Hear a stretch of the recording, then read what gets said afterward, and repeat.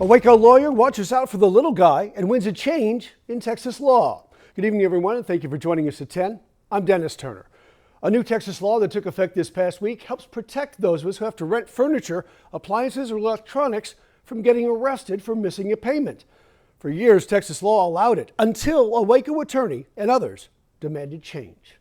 For years, the Texas theft of service law presumed customers guilty of theft if they rented merchandise and then didn't return the goods or respond to a demand letter.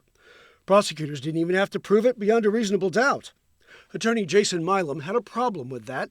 He describes it as the law's utter unfairness and the no-win cases that dropped in his lap because of that presumption of guilt. The thing that shocked me the most when I started practicing criminal law was to learn these people who were being arrested and thrown in jail and prosecuted for failure to pay a debt that was actually legal.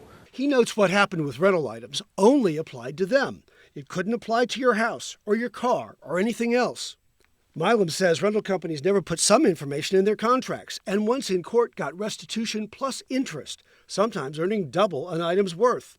So Milam went to work. It started with writing a Facebook post, actually. Really? I wrote a long article and I thought about it, and eventually some reporters from the Texas Tribune saw that article, contacted me. The Texas Tribune investigation blew the lid off this so-called dirty little secret, which uncovered something else interesting. McLennan County was one of the, if not the leading county in Texas in those types of prosecutions. Really?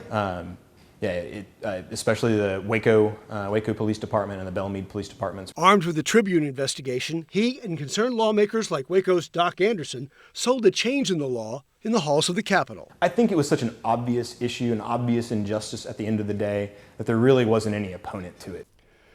Except for maybe the rental companies. Now, Plano-based Rent-A-Center said in a statement at the time, Rent-A-Center only filed charges when a customer refused to return a product and evidenced an intent to steal.